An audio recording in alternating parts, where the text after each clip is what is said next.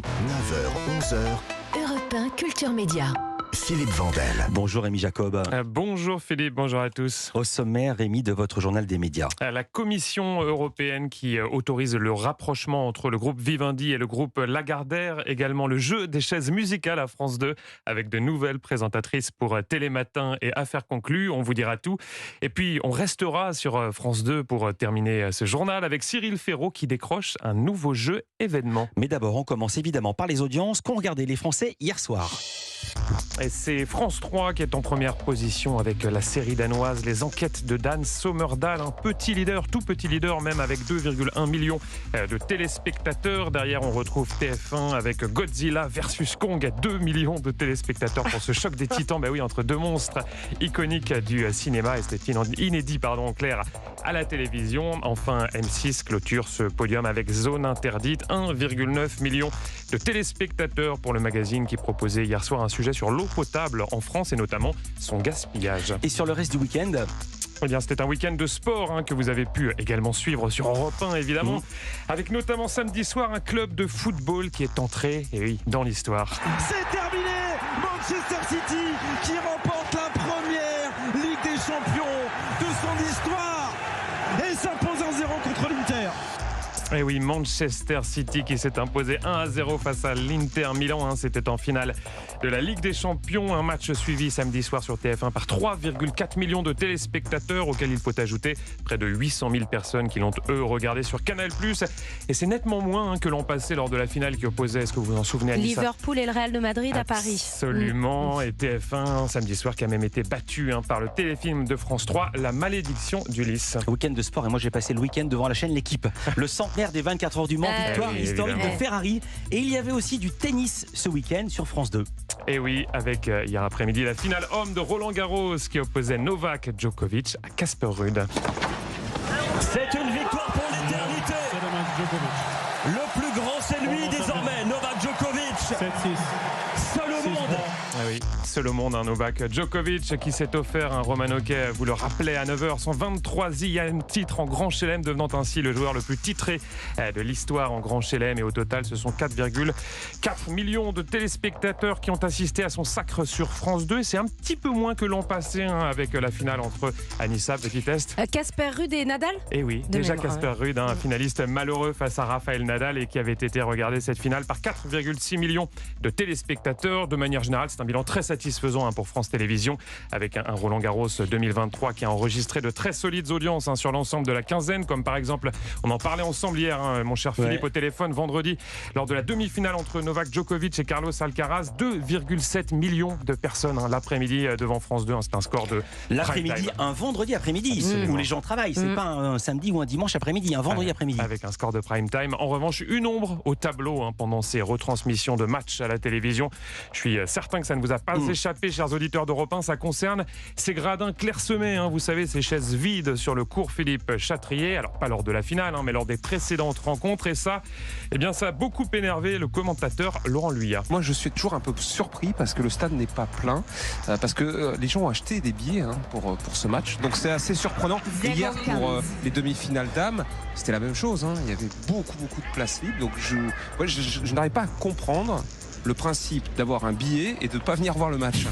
Et voici pour ce coup de gueule, ou cet étonnement plutôt, de Laurent Luyat. C'était vendredi pendant la demi-finale entre Zverev et Ruud. C'est comme les gens qui achètent des appartements à Paris au bord de la mer, qui prennent la place d'autres et qui n'y vont pas. Europe 1, le journal des médias. La Commission européenne autorise le groupe Vivendi à prendre le contrôle du groupe Lagardère. Oui, un feu vert donné vendredi au terme d'une longue procédure. Le groupe Vivendi, propriétaire entre autres du groupe Canal+, va donc pouvoir fusionner avec Lagardère, un groupe qui détient des titres de presse écrite comme Paris Match et le Journal du Dimanche. Il possède également la radio Europe 1 que vous connaissez bien, ainsi qu'Europe 2 et RFM. Dans un communiqué, le groupe Vivendi s'est, je cite, réjoui de cette autorisation qui lui donnera une toute toute nouvelle dimension et permettra au groupe Lagardère d'accélérer son développement. Vivendi qui précise également que l'intégrité du groupe Lagardère sera conservée et qu'Arnaud Lagardère en demeurera le président directeur général. Cette opération est toutefois soumise à 2 conditions. Qu'on connaissait déjà et qui ont été acceptées par Vivendi, et cela afin de pouvoir mener à bien son opération de rapprochement avec Lagardère. La première concerne la vente d'Editis, qui possède une 50aine de maisons d'édition. Une vente nécessaire selon la Commission européenne, car le groupe Lagardère possède Hachette. Or, selon elle, posséder Editis ainsi qu'Hachette aurait posé un problème en termes de concentration. Une promesse d'achat a déjà été conclue avec Daniel Kretinsky, homme d'affaires tchèque, propriétaire du groupe CMI.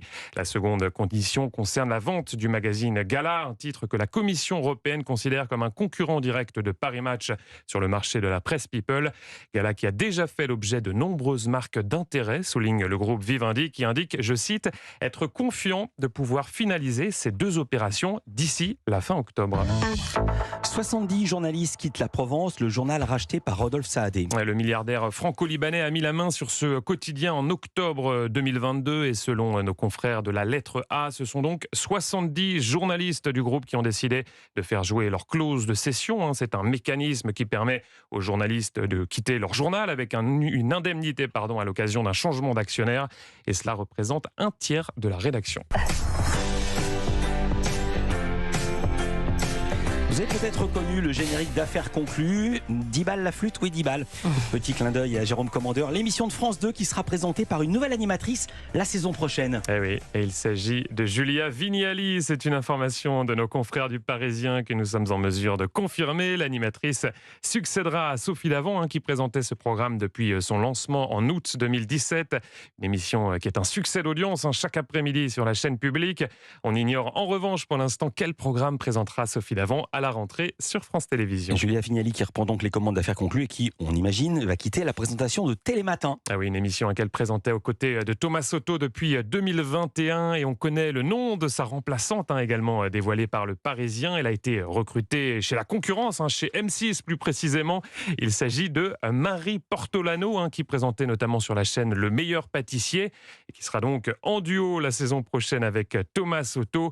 Et c'est en tout cas un mercato, vous venez de l'entendre, qui s'est emballé ces derniers jours avec, c'est drôle, une histoire qui se répète. Car Julia Vignali, exactement. Julia Vignali en 2021 avait, souvenez-vous, été aussi débauchée chez M6 par France 2. M6 où elle présentait également à l'époque le meilleur pâtissier. Il faut prendre des notes, je pense. Pour finir, on va aller sur France 2 avec Cyril Ferraud qui va hériter d'un nouveau jeu. Ah oui, son nom, The Floor, ça veut dire le sol en anglais. Une annonce avec l'accent, une annonce. Non, c'est que ça fait penser à The Wheel qui veut dire la roue, qui est le nouveau jeu d'Arthur. Oui, exactement. Et des mots en une syllabe anglais. Exactement. Et vous croyez pas si bien dire, puisque ce jeu, The Floor, sera produit par Arthur, même s'il sera diffusé sur France 2. Une annonce effectuée dans les colonnes de Télé-Loisirs par Stéphane Sidbon-Gomez, le patron des programmes de France Télévisions. Alors, c'est un format néerlandais qui a été créé par John de Mol, fondateur d'Endemol. Le principe, c'est très simple. Vous avez 100 candidats qui sont répartis sur un immense plateau composé de 100 cases. Un tirage au sort désigne l'un d'entre eux qui doit affronter son voisin de case sur une question de culture générale.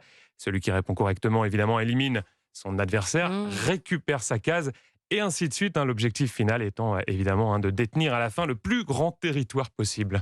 Merci beaucoup, Rémi Jacob. À demain pour un nouveau journal des médias. À demain.